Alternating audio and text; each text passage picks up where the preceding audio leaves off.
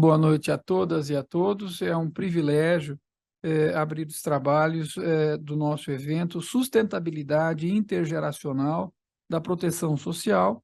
É um evento da modalidade híbrida presencial, com transmissão simultânea via Zoom. É um evento realizado em parceria de EMAG, né, Escola dos Magistrados da Justiça Federal da Terceira Região, e também dos grupos de pesquisa Cidadania, Constituição, Estado Democrático de Direito e o Sistema de Seguridade Social. Ambos são grupos de pesquisa vinculados ao programa de pós-graduação em Direito Político e Econômico da Faculdade de Direito da Universidade Presbiteriana Mackenzie. Nós temos hoje a grande honra de receber a professora Marta Monsalve, Elisa Monsalve Cuellar, mas e conto também com a presença da minha querida amiga, companheira de Cope de Cruz, professora Zélia Luiza Perdonar. Eu cumprimento também as pessoas presentes, faço um agradecimento formal a toda a estrutura da escola, do Tribunal da Terceira Região, e nomino o diretor da escola, doutor Nino Todo, pelo espaço sempre muito plural e muito amigo que sempre nos abre. Antes de passar a palavra e apresentar a professora Marta, eu gostaria de tentar colocar todos na mesma página, né? Dentro do nosso programa de pós-graduação, do qual a professora Zélia e eu somos professores, há 2 anos, um pouco mais até, nós temos um projeto de pesquisa que estuda a segurança jurídica coletiva, né?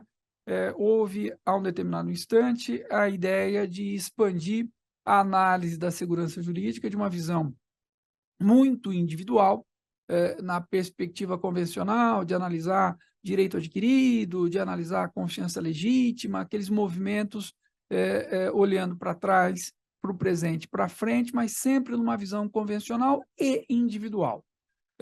Quando nós nos demos conta que já havia muita discussão, né, com uma preocupação do coletivo, tanto intra quanto intergeracional.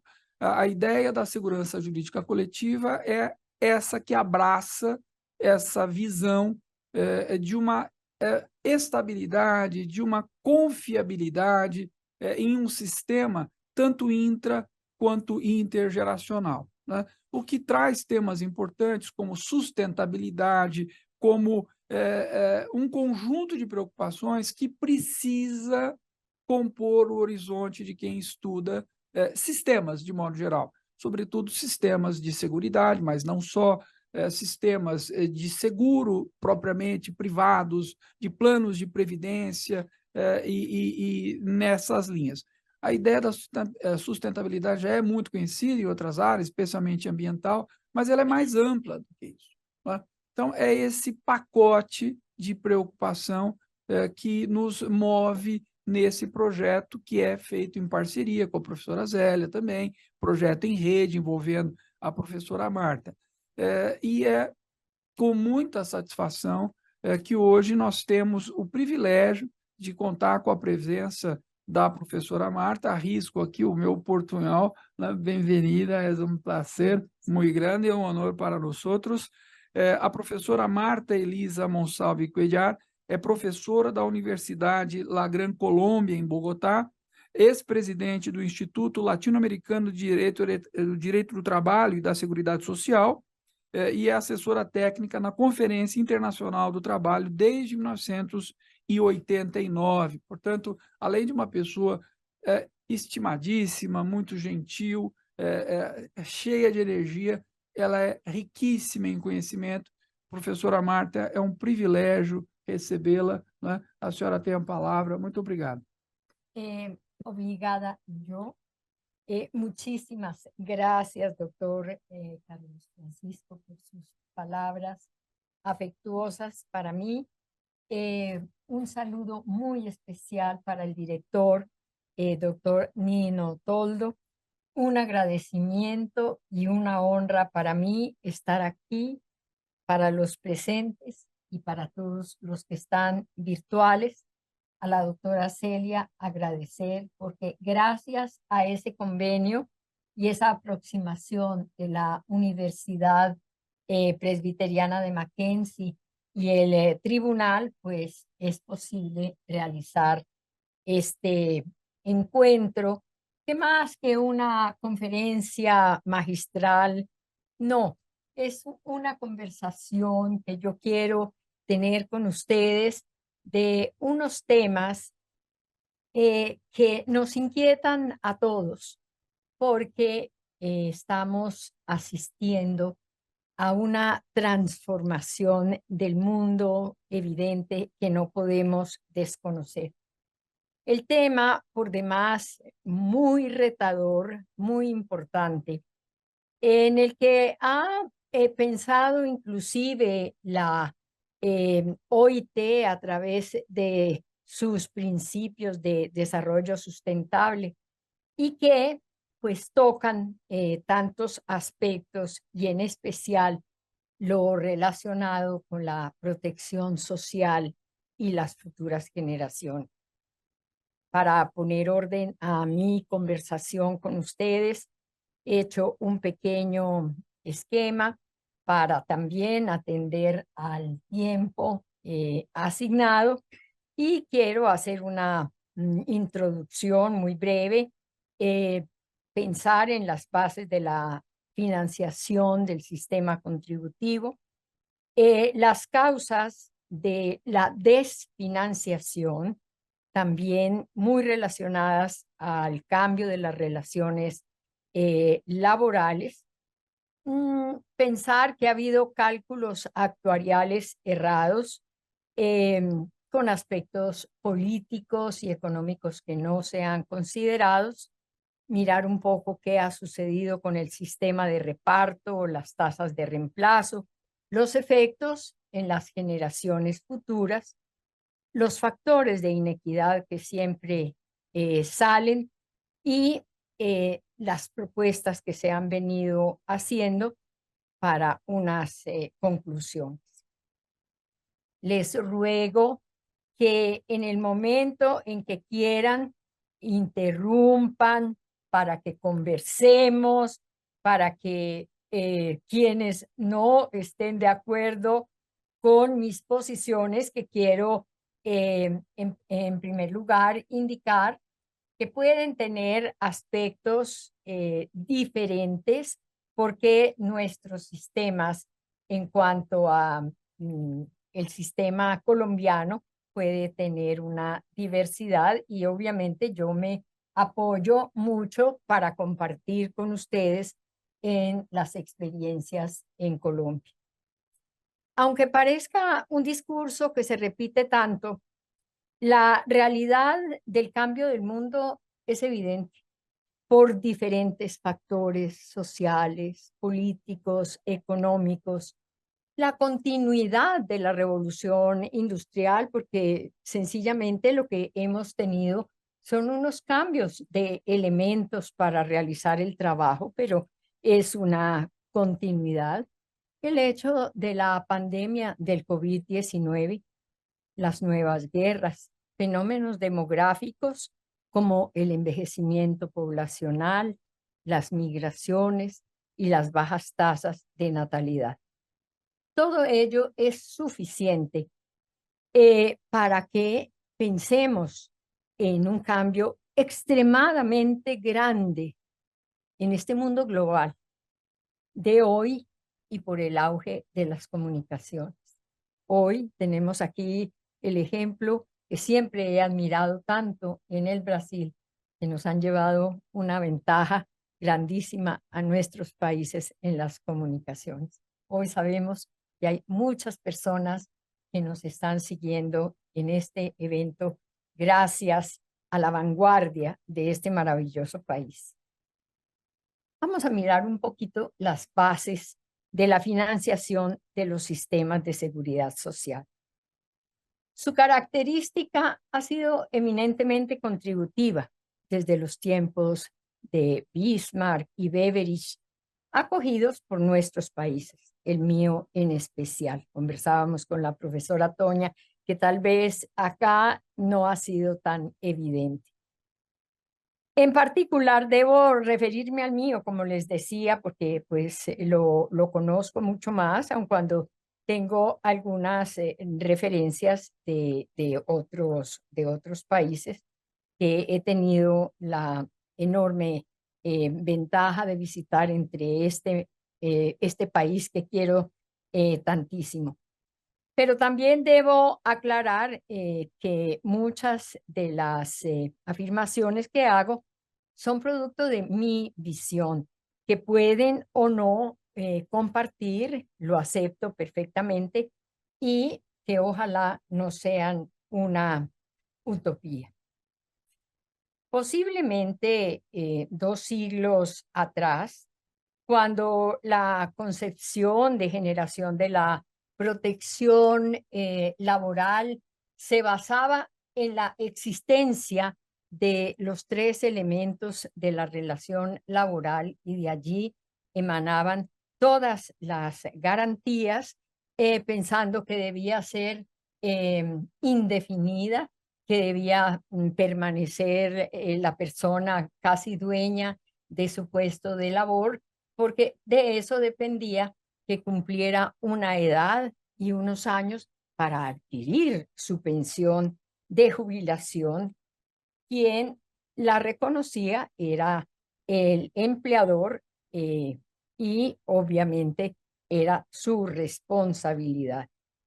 Allí no se tenía en cuenta ninguna base de cotización, sino que era responsabilidad del empleador. Entonces, este cambio de basarse ya en la contribución, en que inicialmente se dijo que sería una contribución tripartita, los trabajadores, los empleadores y el Estado. Entonces, esto nos lleva a pensar y profundizar un poco cuál es el dinero del Estado realmente. El Estado administra, unas veces bien, otras no tan bien, nuestros dineros provenientes de los impuestos. Entonces, ¿hasta qué punto podemos hablar en sano derecho de la existencia de esa trilogía?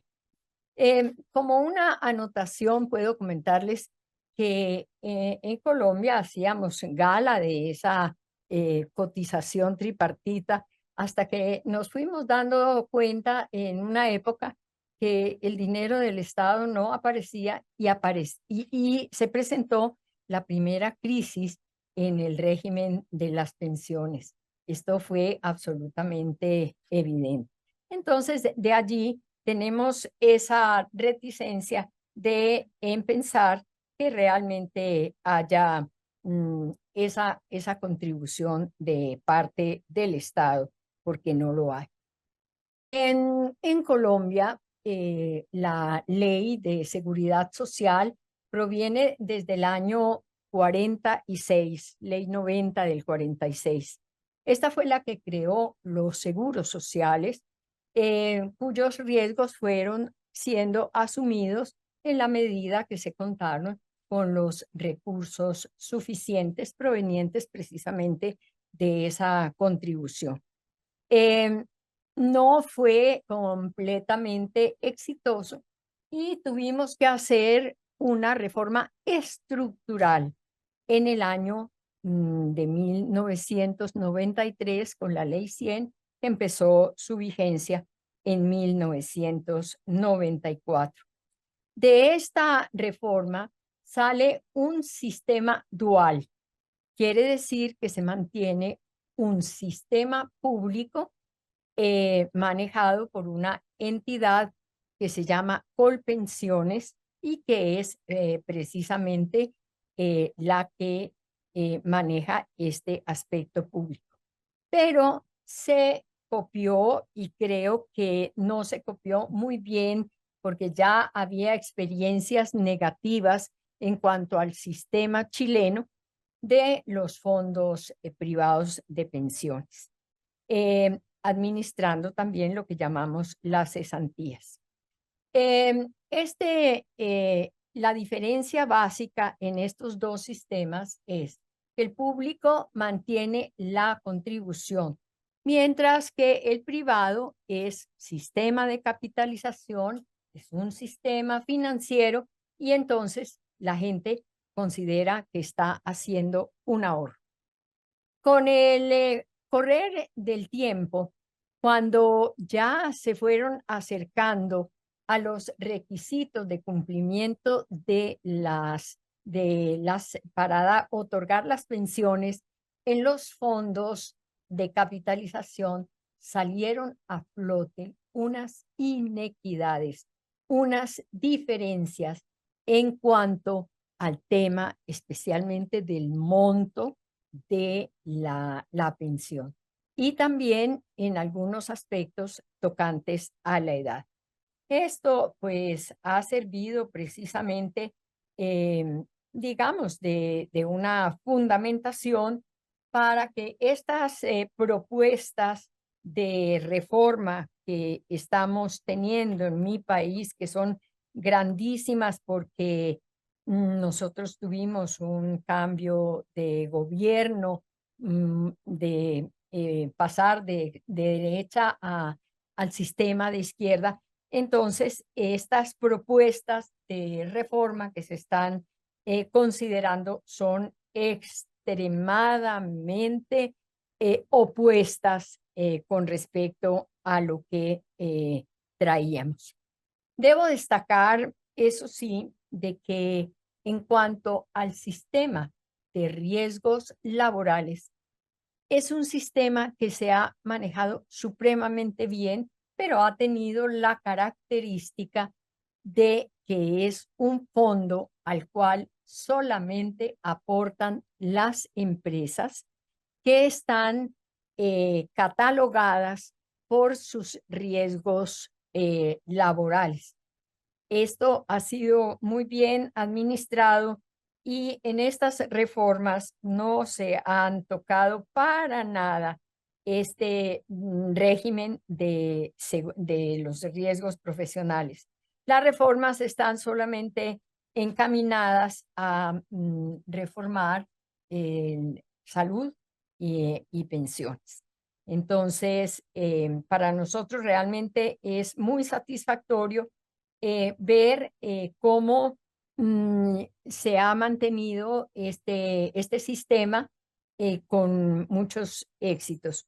Otro problema que nosotros tuvimos muy grave, que se solucionó con la Ley 100 de 1993, era que teníamos 27 fondos diferentes de pensiones. Esto logró, digamos, disminuirse considerablemente y hoy solamente están como independientes las fuerzas militares y de policía, los notarios, los magistrados, los parlamentarios y profesores. Entonces, esto significó ya como ir unificando un poco estos sistemas. Ya con el análisis de las causas de la desfinanciación, nosotros debemos señalar dos aspectos importantes.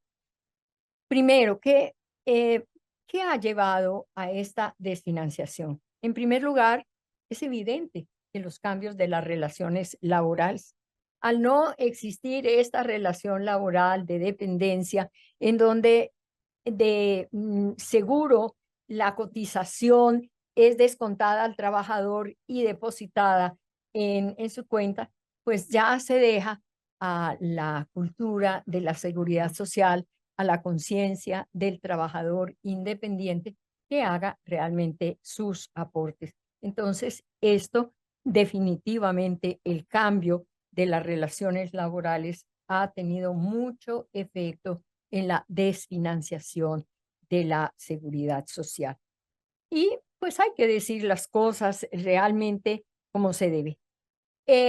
Los cálculos actuariales no fueron suficientes, fueron llenos de errores y como tenían tantas consideraciones de tipo político, tenían mucho temor de afrontarlas con respecto a que había que pensar en el cambio de la edad, que había que aumentar el número de las cotizaciones. Nadie quería decir absolutamente nada de eso porque eso no genera votos. En nuestro sistema estaba prevista una revisión quinquenal.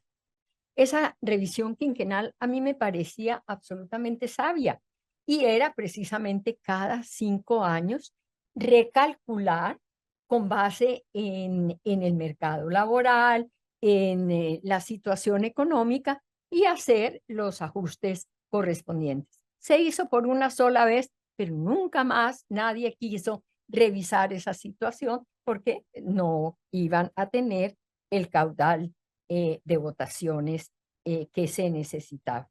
Esos dos aspectos han sido fundamentales, pero también estábamos frente a la necesidad de esa flexibilidad laboral, porque el mundo económico se volvió un mundo competitivo, mal competido, y nuestra producción a nivel de los países, sobre todo latinoamericanos, estábamos sujetos a una competencia absolutamente desleal de los países orientales, en donde no existen las prestaciones sociales.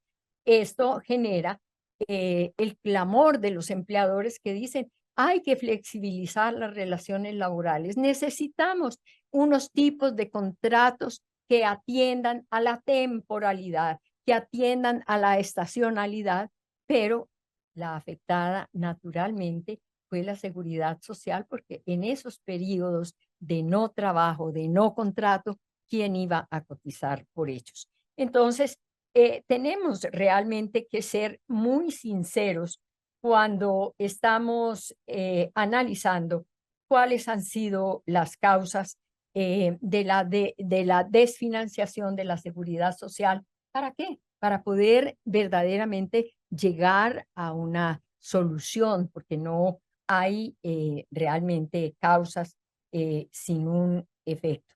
Es apenas lógico que de donde se saca dinero en un fondo y no se deposita, ese fondo se agota. Entonces, la inteligencia, la innovación tiene que decirnos cómo vamos a suplir esta carencia de ingresos, y en eso no hemos sido muy ágiles porque no se piensa verdaderamente en ello y tenemos que solucionarlo de todas maneras. Perdón. Pero ya me he referido un poco al sistema pensional con énfasis en la situación de Colombia naturalmente. Veamos qué pasa en cuanto al sistema de salud. En ese sistema de salud era absolutamente evidente la contribución del porcentaje del empleador y del trabajador. Para una satisfacción nuestra, tenemos el sistema no solamente contributivo, sino subsidiado. Y ese sistema subsidiado atiende a una gran cantidad de población, digamos, vulnerable. Esta atención es una atención muy buena y se extiende a beneficiarios. Se construye la posibilidad de esa solidaridad y de poder tener ese sistema subsidiado, porque existe una tasa, un porcentaje de quienes devengan más de 4%, 4 veces el salario mínimo legal existente. Hay un porcentaje que va a alimentar ese fondo para sostener la salud subsidiada. Tenemos un 99% de cubrimiento. Yo no les voy aquí a venir a decir que sea el mejor, pero es de buena calidad. De allí que nos preocupe mucho la situación que en este momento se vive con respecto a las entidades prestadoras de salud. Hay que ser absolutamente conscientes. Los costos han aumentado para todo el mundo.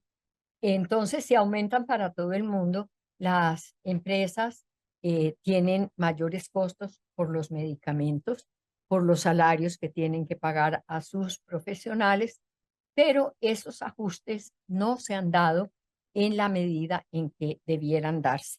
Tenemos también el sistema de unidad por capitación. Es el cálculo que se hace de cuánto le cuesta en el sistema de salud cada persona. Hace 10 años no se ajustan esos valores. Ha cambiado el dólar, ha sido una moneda muy fluctuante y tiene mucho que ver con nuestros sistemas. Además, lo que les decía de los costos de los medicamentos, todo ha subido y en este momento hay una gran crisis en las entidades de salud por el no ajuste de la unidad y además por no permitir hacer los ajustes en medicamentos. Pues este gobierno que quiere regresar 70 años atrás, volviendo a la sanidad pública, encontró el mejor medio de acabar con la salud en Colombia. Fácil, muy fácil. No deja ajustar la unidad por capitación y encontró otro sistema mucho mejor. Las EPS contratan con las IPS, las clínicas, los laboratorios, los procedimientos especializados. Entonces, esos dineros deben pagarse rápidamente. No, el gobierno está demorando 3, 4, 5 meses estos pagos, los hace a cuentagotas, un dinero devaluado, porque lo que no se paga en el momento de la exigibilidad ya está devaluado. Entonces, en este momento hay una situación muy crítica, demasiado crítica en la salud en Colombia. Y cuando nosotros también analizamos qué ha pasado con el sistema de pensiones que también está amenazado en su financiación, tenemos que resaltar el enorme trabajo del sistema de salud que sencillamente ha contribuido a que vivamos más en mejores condiciones gracias a la salud preventiva, gracias a toda la educación que nos han hecho con respecto a la alimentación, al ejercicio, al cuidado, a la prevención. Entonces, fíjense ustedes cómo se interrelacionan unas causas con las otras y tenemos que ser absolutamente atentos. Para ya ir cerrando, porque no quiero extenderme para que podamos conversar, debo señalar cómo los sistemas de reparto están siendo, digamos, una amenaza para las generaciones venideras. Nuestros jóvenes, y con toda la razón, están viendo con gran preocupación. Nosotros estamos sosteniendo a las personas que están pensionadas y nuestra pensión, ¿de dónde va a salir? Por lo que yo les decía, esas tasas de reemplazo no se están dando por la sencilla razón de que hay menos cotizantes. Tenemos unas tasas muy bajas de natalidad. Entonces, todo esto está afectando. Y si consideramos este problema, o digamos no es problema, porque es algo muy importante, porque como les decía, es un éxito de la salud, el cálculo probable de vida es cada día mayor. Para el año 2050, el 85% de la población del mundo será una población envejecida. Y no calculamos esas pensiones a tan largo espacio. Estábamos convencidos de que una mujer a los 74 años, adiós, ya estaba muy lejos. Pero ahora tenemos una larga y activa vida y sencillamente no alcanzamos a cotizar para tanto tiempo. ¿Qué está pasando con este periodo que se alargaron nuestras pensiones sin cotizar? Necesariamente está originando un desfase muy grande en este fondo. Y los jóvenes miran prácticamente imposible porque ellos tienen que cotizar para que a nosotras, las personas adultas, nos llegue muy cumplidamente nuestra pensión. Eso es inequitativo. Eso no puede ser así. Y conversábamos con la doctora Celia de todos estos temas y le decía, yo siento que una persona como yo, que he tenido la posibilidad de vivir tantos años, de vivir muy bien, de estar muy bien y seguir trabajando, tengo una obligación con el sistema. A mí me debieran retirar una parte de mi pensión gradual que tenga acuerdo para esos fondos como solidaridad. Eso no se hace en nuestro sistema.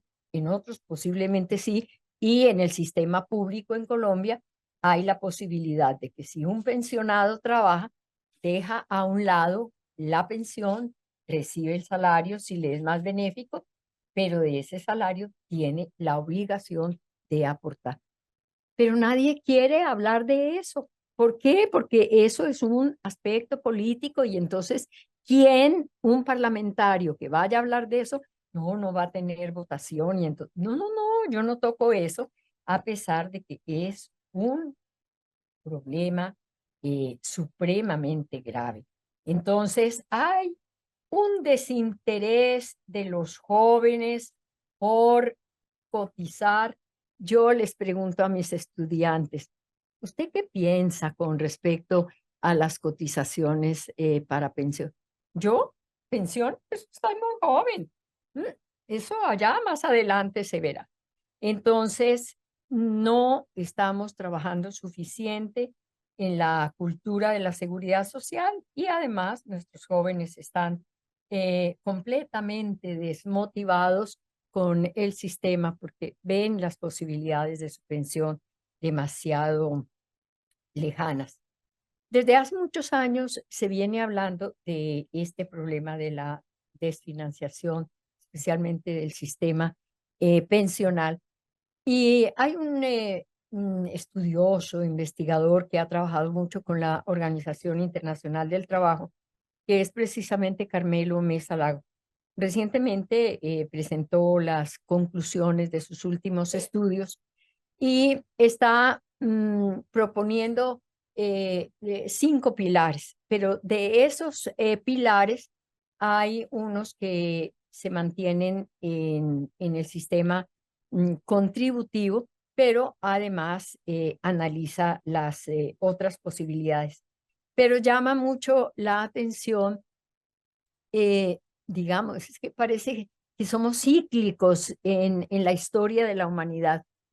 Los países nórdicos están volviendo al sistema de los seguros colectivos, los seguros, ese sistema de tener la posibilidad de unas pensiones o de una asistencia, pero a través del sistema de seguros, que ese lo analizamos mucho precisamente en los Estados Unidos, que ellos tienen su affidavit, que es precisamente la construcción de sus servicios de salud y de pensiones a través del sistema de los seguros. Si no afrontamos este problema con la seriedad con que debemos afrontarlo, con bases técnicas con estudios económicos. Esto no pueden ser ni problemas políticos, ni pueden ser banderas de gobiernos progresistas. No, esto hay que tomarlo de una manera mucho más seria. Recordaba también cuando participamos de la construcción de la recomendación 202 de 2012 sobre los pisos mínimos, porque el convenio 102 de 1952 no presentaba ratificaciones. Cuando empezamos a construir esa recomendación, había 23 países que habían ratificado este convenio. Empezamos a estudiar, bueno, ¿cuál es la causa realmente de esta baja ratificación? El temor que tienen los estados de asumir cargas económicas, porque no nos digamos mentira, la seguridad social es muy costosa. Entonces, verdaderamente nadie quiere afrontar este problema económico con toda la seriedad. Pensamos que con esta recomendación se iba a incentivar la ratificación, pero hoy 43 países han ratificado el convenio. Hoy, precisamente cuando organizaba mis ideas, ingresé a la página, pero la lista de los países que no han ratificado es inmensa, de modo que no hemos avanzado nada, así tengamos convenio y recomendación. Pero de otras formas, también llama la atención que uno de los instrumentos internacionales precisamente ahora del centenario en 2019, se dio precisamente un estudio de una comisión que habla del informe sobre una protección social universal. Esto ¿qué nos hace pensar? Que realmente la OIT está volviendo por uno de esos pilares iniciales en su constitución. Solo a través de la seguridad social podemos combatir la pobreza, y al combatir la pobreza estamos garantizando una paz universal. Yo creo que hacia allá tenemos que caminar, hacia allá nos tenemos que esforzar, y esa tiene que ser una misión de ustedes, los más jóvenes, y los que ya estamos cumpliendo nuestras tareas, seguir insistiendo en esa protección social universal. Muchísimas gracias.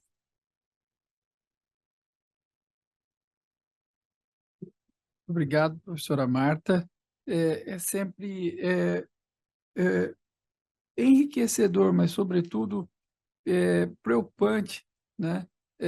Ouvir com a sua autoridade um testemunho tão cristalino sobre as dificuldades que esse problema nos traz, né? Enquanto a senhora falava, eu pensava que, para alguns, existe um dilema simplório, essa é a grande verdade, em ter, de um lado, coração de ferro para negar benefícios às pessoas que hoje pedem, né, diferenças salariais, sobretudo reajustes previdenciários ou, né, algum custeio, algum pagamento que não foi custeado. E quando se pensa em gerações futuras, a oposição, a ideia contrária é que você não tem bola de cristal para prever quais são essas necessidades, né? A discussão não é essa, a discussão é outra. Há um senso de responsabilidade de todos nós com relação ao presente, mas sabendo, né, que a marcha civilizatória trará gerações futuras com necessidades previsíveis. A previsibilidade ela se faz a partir de padrões técnicos, científicos. É bem verdade que existem variáveis, né? Existem erros atuariais, como a senhora mesma colocou, mas existem certezas matemáticas, né? Se nós pegarmos o nosso desenho populacional, a nossa forma, né, da nossa população, nós tínhamos uma forma de pirâmide. Recentemente, este ano, aliás, poucos meses, foi publicada uma nova, né, uma nova forma, uma forma de coroa, né? Significa, obviamente, um aumento da longevidade, uma diminuição da base. Isso matematicamente é só questão de colocar números, não tem custeio, né? Toda a generosidade, né, que foi empregada para concessão de benefícios em relação ao passado está repercutindo nas gerações atuais, né, que não conseguem benefícios. Por quê? Porque não cabe no orçamento. Então, você vai aumentar a idade, você vai reduzir alcances, enfim, você vai, de alguma forma, sacrificar, né, as futuras gerações por causa de alguns de alguns populismos que não são só da classe política em sentido estrito, às vezes do próprio poder judiciário, que por várias razões opta por ser generoso, né, ao invés de observar esses padrões. E eu confesso que, às vezes, eu deposito muita esperança numa leitura técnica, às vezes pensando na criação de agências reguladoras que seriam capazes de fazer uma gestão dessas, enfim, desses programas, né, com um pouco mais de neutralidade. Mas também, né, não faltam exemplos de capturas das agências, né, por parte de governos, etc. Então, eu acho que o caminho não tem como escapar desse senso de responsabilidade, é o que é transformador, né? Consciência e senso de responsabilidade. Eu reforço, mais uma vez, né, o agradecimento da escola e também do Mackenzie pela sua exposição, um grande prazer.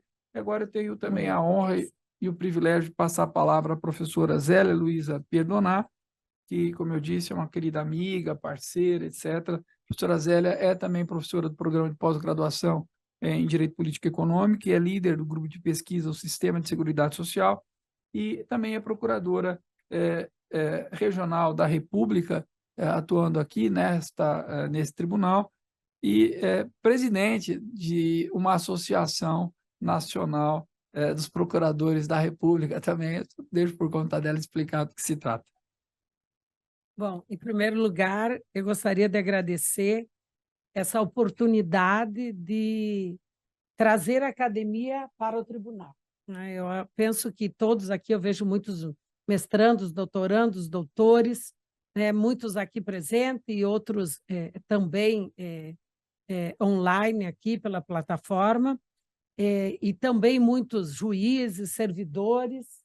Então, essa conversa entre academia e aplicabilidade do direito, eu sempre penso que é essencial. Então, eu queria fazer esse registro de agradecimento ao professor José Carlos Francisco, ao doutor José Carlos Francisco, aqui, desembargador dessa casa, e também ao presidente da IMAG, o também desembargador federal, doutor Nino Toldo, por perceber, ter a sensibilidade de perceber a importância de trazer a academia, ter esta troca entre a prática e o estudo acadêmico das questões, especificamente aqui relacionadas à sustentabilidade intergeracional da proteção social, mas, enfim, da sustentabilidade da proteção social às futuras gerações. Então, eu queria fazer esse registro. Gostaria, professor José Carlos Francisco, que transmitisse isso ao presidente da IMAG por essa sensibilidade. Eu queria também aqui agradecer a todos que estão, aos servidores que estão viabilizando, né, essa discussão, porque não só os que estão aqui, mas os mais de 200 inscritos que acompanham, eu acho que é uma oportunidade e as novas tecnologias permitem isso, né? A professora Marta falava aí que as relações de trabalho hoje já não são aquelas da primeira Revolução Industrial, ou não são aquelas de quando a Previdência Social foi criada em 1883 na Alemanha, ou há 100 anos atrás, quando foi criado, porque estamos comemorando, professora Marta, o centenário da Previdência Social no Brasil, exatamente nesse ano. E então nós temos pontos que a professora Marta expôs, que essas novas relações, elas trazem uma diminuição no financiamento tradicional da Previdência Social, mas traz muitas coisas boas, e dentre as quais essa possibilidade de democratizar o conhecimento justamente pelas novas tecnologias. E queria também fazer um registro, além disso, professor José Carlos e doutor desembargador aqui dessa casa, da importância do tema que o senhor escolheu para aprofundar as pesquisas, que é a segurança jurídica coletiva. Nós temos, na tradição do direito, verificar a segurança jurídica individual. E essa perspectiva da proteção às futuras gerações, e futuras gerações, quando a gente fala, por exemplo, em previdência, muitas vezes são as gerações atuais, mas futuras gerações em termos de receber benefícios, que seriam intrageracionais, e também, não só as intras, mas também as intergeracionais. Então, eu queria fazer esse registro, porque o olhar constitucional nessa perspectiva é muito importante, inclusive os dois grupos de pesquisa que estamos aqui representando, a Cidadania, Constituição e Estado Democrático de Direito. Eu tenho dito que os direitos integrantes da Seguridade Social no Brasil, que se vocês perceberam que a professora Marta falava muito do aspecto da Seguridade Social contributiva, depois tocou também a saúde, que agora também foi universalizada, embora com 2 portas de entrada lá. Mas esses direitos de seguridade social no Brasil, que foram redesenhados a partir da Constituição de 88, eu não tenho dúvida em afirmar que são talvez os melhores instrumentos para garantir a cidadania no Brasil pós-Constituição de 88. Então, essa conversa entre os instrumentos e a busca, né, da efetiva cidadania, me parece que pensar a segurança jurídica nesse aspecto coletivo é muito importante, então quero parabenizá-lo por isso. Inclusive, a professora Marta mencionava aqui essas dificuldades de se pensar a futura geração, nesse sentido, a professora Catarina Botelho, que já participou de outros eventos com o professor José Carlos Francisco, comigo também, lá dentro especialmente de seminários e também de bancas de mestrado e doutorado, ela sempre menciona da dificuldade de se pensar, né, se é um dever ou se é um direito. É um dever das gerações atuais com as gerações futuras ou é um direito das futuras gerações? E se é um direito, existe direito sem sujeito? Porque as futuras gerações, né, ao menos intrageracionais, não estão aqui. Então, ela tem, assim, eu acho uma tendência, e eu também, de pensar no dever das atuais gerações às futuras gerações, né, esse dever. E é importante, professor, porque hoje de manhã mesmo estava numa banca de qualificação, doutorado, e se mencionava da sustentabilidade ambiental. E não tem dúvida, eu percebo aqui nos pareceres do Ministério Público ou em ações promovidas pelo Ministério Público em matéria ambiental, nos acórdãos, nas decisões proferidas por esse tribunal, que existe uma preocupação na sustentabilidade ambiental, mas pouco tem se discutido a questão dos outros 2 E's da sustentabilidade, o social e o econômico. A professora Marta disse que nós, os países latino-americanos ou mesmo europeus, nós dizemos, como é que nós vamos garantir o desenvolvimento econômico se nós temos que concorrer com gastos muito superiores aos países asiáticos, né? Então, esse choro dos empresários em relação a isso. Mas, nesse contexto, por isso que eu sempre tenho dito que não se pode pensar, professor José Carlos Francisco, só no edo ecológico, mas também no edo econômico e também no aspecto social da sustentabilidade. E aí, quando nós pensamos em segurança jurídica coletiva, eu penso que estamos vendo um viés desta sustentabilidade, e nós aqui na fala de hoje da professora Marta, em relação à sustentabilidade social. E a professora Marta aqui mencionava, né, ela falou do convênio, né, da Convenção 102. A Convenção 102, para quem não tem assim um profundo conhecimento em relação às normas expedidas pela Organização Internacional do Trabalho, esse 102 estabelece normas mínimas em matéria de seguridade social. E a professora Marta disse essa convenção é de 1952, né? Olha quantos anos, já temos 70 anos dela, e a professora Marta disse que hoje apenas 43 países firmaram esta convenção. E ela também mencionava que teve um informe, né, da OIT, elaborado em razão dos 100 anos da OIT em 2019, mas antes disso, né, a professora Marta, ela mencionou aqui a recomendação 212, que estabeleceu um piso mínimo de proteção, porque antes disso, né, em 2009, 2010, uma das conferências da Organização Internacional do Trabalho fez um diagnóstico do porquê, né, do porquê não ter poucos países ter assinado essa convenção das normas mínimas de seguridade social, e nesse diagnóstico foi observado que, professor José Carlos Francisco, 20% dos trabalhadores no mundo tinham proteção. Então, muitas vezes se tem as normas e não se tem a efetividade dessas normas, né? E aí, por isso que em 2012 veio essa recomendação de piso mínimo.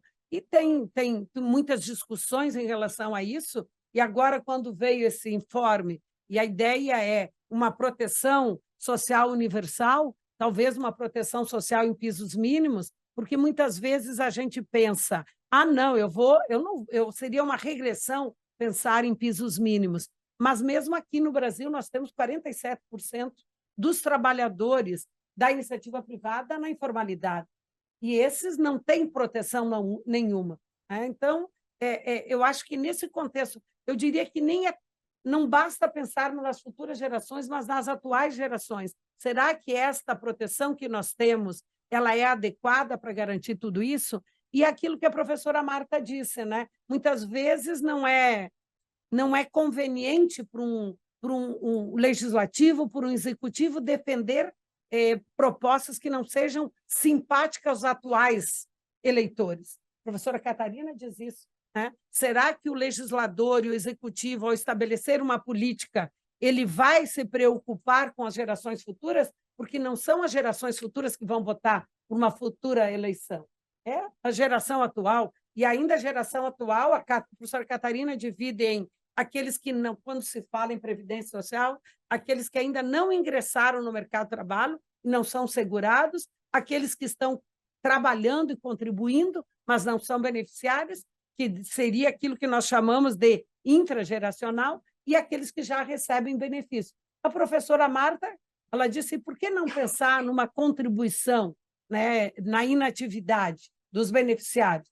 Aí, todos nós que somos beneficiários do regime próprio sabemos que no regime próprio há uma contribuição, mas uma contribuição que incide no que ultrapassa o teto do regime geral, que hoje é 7.504. Talvez, para pensar talvez a gente tenha que pensar em saídas, e a professora Marta disse em trabalhos técnicos. Para se ter uma ideia, professor José Carlos Francisco, a contribuição, né, do contribuinte individual que recolhe com o microempreendedor individual, ou mesmo do que trabalha, que é aquilo que foi denominado em 2012 a proteção à dona de casa, né? Mas aqui, então, para estabelecer uma igualdade de gênero, então, a contribuição daquele que exerce só as atividades domésticas, né? E é de família de baixa renda, tanto do microempreendedor quanto do facultativo que está no âmbito residencial, ele recolhe 5%. E a semana passada eu tive a oportunidade de estar numa audiência pública na Câmara dos Deputados, onde se discutia a inteligência artificial e as repercussões na Previdência, inclusive no equilíbrio financeiro atuarial, que é um mandamento constitucional.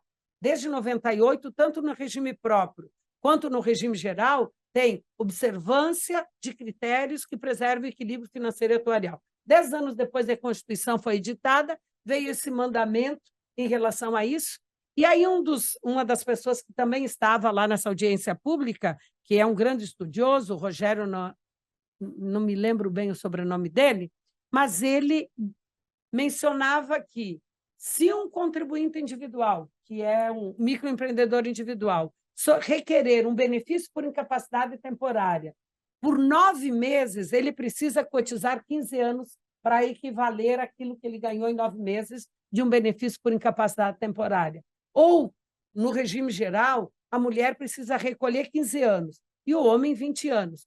Os 15 anos da mulher, professor José Carlos Francisco, equivale a 9 meses de benefício. Aliás, os 15 anos que ela recolhe, aqueles 5%, equivale a só 9 meses de prestação. E aí vai ganhar, vai receber, a mulher se aposenta com 62, o homem com 65, então em 9 meses ele teria de volta tudo. Então é subsidiado, mas é aquilo, a gente sempre tem que pensar aquilo que a professora Marta disse, o subsidiado é pago por todos, porque o Estado não tira dinheiro do nada, né? Nós somos um país que tem os recursos provenientes basicamente do fiscal, basicamente dos tributos. Quer seja contribuição, aqui está o Fernando, que está repensando o financiamento da Previdência na sua dissertação de mestrado, quer seja a contribuição da empresa sobre a folha, quer seja a contribuição da empresa sobre o faturamento, quer seja da contribuição da empresa sobre o lucro, ou mesmo de outros impostos, na verdade, tudo sai de nós, todo sai da sociedade, todo sai do contribuinte, porque o Estado ele não produz dinheiro. Então, professor José Carlos Francisco, eu quero, mais uma vez, ratificar minhas palavras iniciais, né, de agradecimento por essa escola, se abrir para que a gente possa pensar, porque seria talvez até simpático da nossa parte dizer, não, tem que conceder direitos, tem que ter mais para inclusão previdenciária, vamos reduzir alíquotas, mas tudo isso é sustentado. E agora nós estamos vendo nessa reforma tributária que, em última instância, quem paga, inclusive numa proporção maior, são os mais vulneráveis, porque, ao menos até na tributação atual, o maior percentual da tributação se dá e de forma indireta. Então, eu vou comprar esse copo, eu pago um conjunto de tributos. Eu vou comprar esse copo. Alguém que ganha o salário mínimo vai comprar esse copo e paga a mesma tributação. Por isso que a gente diz que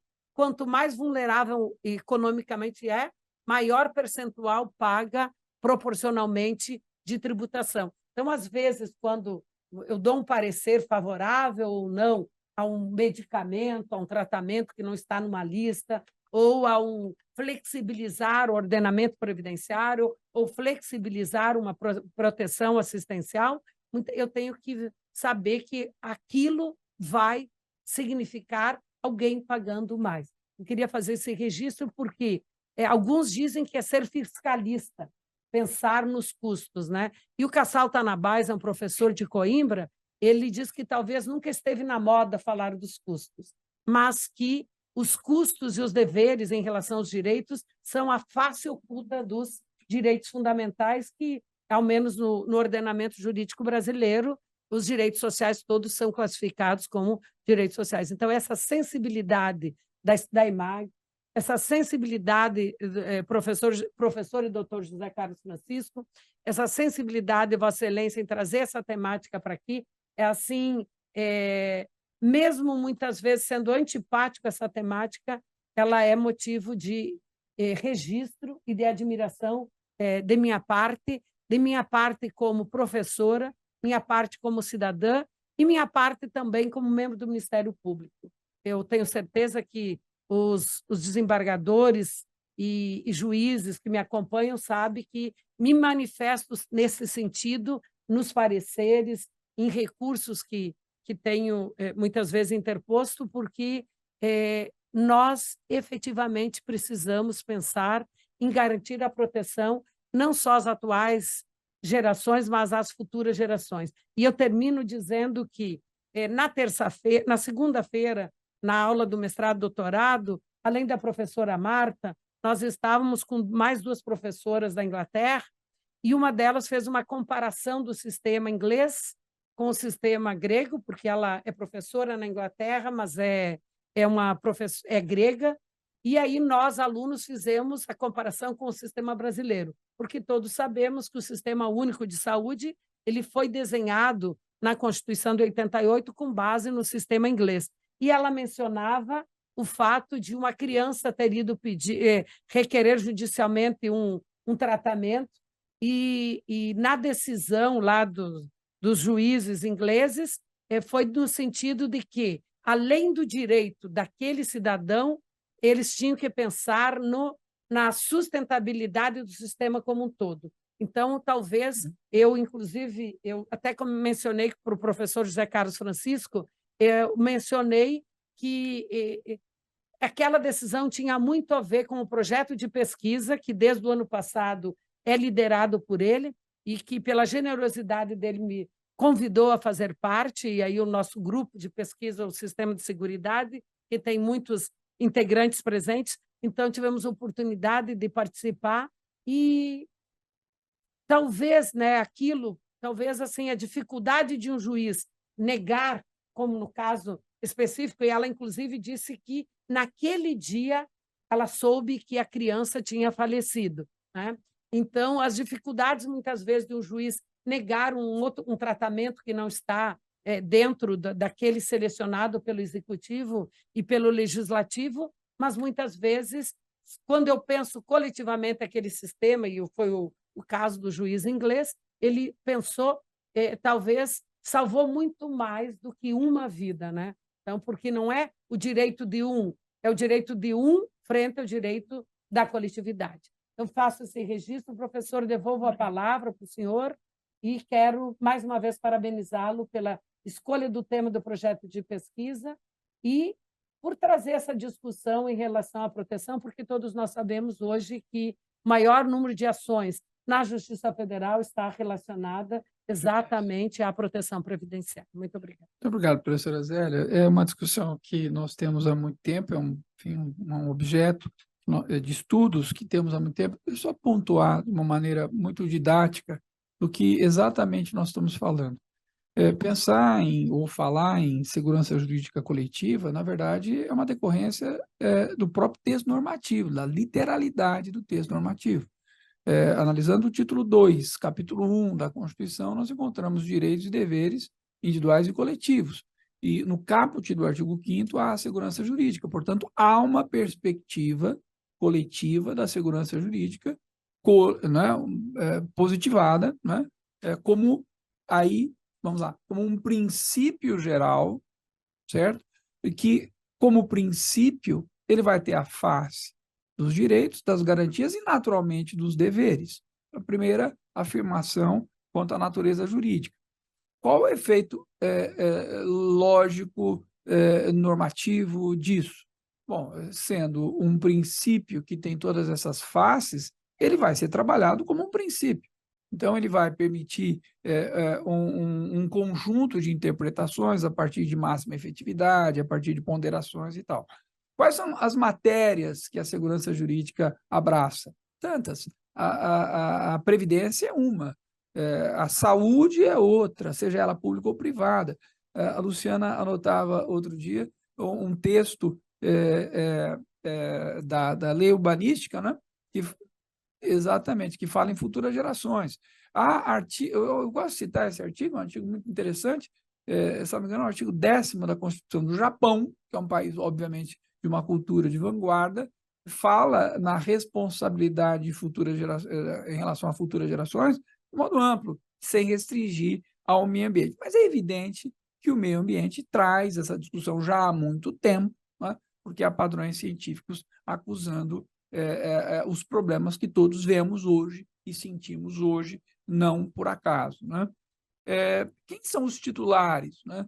O titular do coletivo é o oposto do individual, então ele é transindividual. Por que a palavra transindividual? Porque ela abraça tanto os sujeitos de direito que existem hoje, que fazem parte, por exemplo, de um plano de seguro privado, portanto, são sujeitos de direito que existem, então eu não tenho de pensar em alguém que não existe, mas quando vem a questão, tá, mas e quando é do amanhã, né? Sujeitos de direito do amanhã, isso é uma categoria jurídica que também não é estranha ao nosso sistema. Talvez a mais elementar delas seja a proteção do nascituro, né? Mas muito além, o próprio direito ambiental, trazendo a sustentabilidade, já levou de muito tempo essa discussão, que nós tentamos pegar categorias muito antigas e encaixar ideias muito diferentes, né? No centro, no coração da ideia da segurança jurídica coletiva, existe a sustentabilidade. Não por acaso, hoje, nós temos o privilégio de ouvir a professora Marta. A sustentabilidade, na visão que eu tenho trabalhado, né, que é, sim, baseado especialmente na professora Catarina Botelho, uma portuguesa da Universidade do Porto, né, a sustentabilidade é o aspecto procedimental, é como se estrutura uma política pública do presente para alcançar tanto o presente quanto o amanhã. E como isso se encaixa na nossa prática judiciária? Parece alguma coisa acadêmica, alguma coisa distante, alguma coisa que não esteja acontecendo e que as decisões judiciais de hoje, enfim, podem se dar o luxo de não notar. Não, pera lá. Primeiro, né, como nós sempre procuramos uma resposta normativa, a LINDB, já de muito tempo, exige que todas as decisões judiciais, especialmente as baseadas em conceitos abertos, né, princípios ou conceitos jurídicos indeterminados, que essas leituras elas sejam feitas pensando nas consequências, é o tal do consequencialismo. Então, isso tem de estar no nosso horizonte, né? Mas o que me parece importante é sempre realçar os efeitos práticos das ideias abstratas, né? E a minha geração, isso parece até um rancor ou uma revanche, né? Mas a minha geração é a geração que vai trabalhar até os 70 anos no serviço privado, que eu também tenho um serviço privado, e dificilmente eu vou receber aposentadoria integral. Em compensação, eu vi pessoas trabalhando até os 40 com aposentadoria integral, contribuindo 5 anos. Tem alguma coisa errada nisso, né? Tem alguma coisa que não funciona, que não é justo, né? E o aspecto da justiça, embora seja, né, meta jurídico, ele está presente muito nessa leitura. Então, quando você pega uma leitura dogmática, quando você pega uma leitura ética, enfim, até quando você vai recorrer a elementos de justiça, a gente tem de colocar essa preocupação do coletivo no nosso horizonte. Essa é a ideia que eu queria mostrar a vocês e a importância de ter pessoas com a experiência, a riqueza de informação da professora Marta para nos permitir pensar em sustentabilidade. Eu, agora, já avançando o horário, mas eu me sinto na obrigação e muito mais também no prazer em perguntar se, primeiro, vocês aqui presentes têm alguma pergunta e depois a gente vê se há pergunta pela internet, pelo online. Alguém aqui presente quer fazer uso da palavra, quer perguntar ou fazer alguma observação? Oi. Tem um microfone. Obrigada. Boa noite a todos. Prazer, professora Marta, mais uma vez de poder estar com a senhora aqui, professora Zélia, professor José Francisco. Eu gostaria de fazer uma colocação no sentido de que, quando nós falamos da sustentabilidade do sistema, é uma coisa que eu costumo, e já conversei com a professora Zélia nesse sentido, que nós não podemos deixar de lado a prevenção, porque se nós tivermos um cuidado muito grande e um olhar atento à prevenção, a gente vai, consequentemente, vamos estar cuidando nessa sustentabilidade. Porque quando nós falamos em parte de seguridade social, que nós englobamos tanto a parte da saúde, nós temos que levar em consideração que nós temos hoje, por exemplo, quando nós vemos os jovens. Nós temos hoje muitas jovens que eles não pensam numa geração futura de filhos e tudo mais, de terem né, essa geração. Eles bastam a vida deles de hoje em dia. Então, assim, o sistema ele vai estar sendo suportado só por eles. Se a gente parar para pensar, a gente pouco vai ter mais para frente. Quando eu falo na parte de prevenção com relação a isso, vamos ver como nós temos o tratamento da juventude hoje com relação à parte de alimentação, por exemplo. Nós temos uma industrialização muito grande, onde nós vemos isso constantemente na parte de iFood e tudo mais. Quando nós viemos na parte de sustentabilidade do sistema, nós estamos nos preocupando também com a parte de benefícios previdenciários na parte de aposentadoria. Mas tem um benefício da incapacidade temporária que esses próprios jovens hoje não estão levando a sério e nós não estamos tendo uma prevenção com relação a toda essa educação alimentar que vai causar um dano muito grande e isso, consequentemente, também vai trazer prejuízos com relação à parte da Previdência Social, porque não só na parte da aposentadoria. E esses mesmos jovens, eles não estão preocupados de recolher para a aposentadoria lá no futuro. Muitas vezes eles não estão pensando lá, só que nós temos que ver que uma falta de prevenção que a gente está tendo, nesse cuidado específico, ele vai causar um dano muito grande também. Porque nós temos aí muitos e muitos benefícios por incapacidade temporária que gerem em relação ao quê? Justamente por causa de acidente, por causa de alimentação, por causa de distúrbios alimentares, por causa de distúrbios psicológicos, por causa do quê? De uma falta de prevenção. Então, o cuidar, a nossa preocupação com a sustentabilidade no futuro, nós temos, se nós levarmos em consideração e termos agora um cuidado grande e primordial na prevenção, a gente vai estar contribuindo para os dois também. Perfeitamente. Obrigado. Existe mais alguma pergunta aqui da parte? Pelo chat chegou perguntas? Não? Eu queria perguntar se a muito obrigado. Se a professora Marta quer fazer alguma ponderação ainda?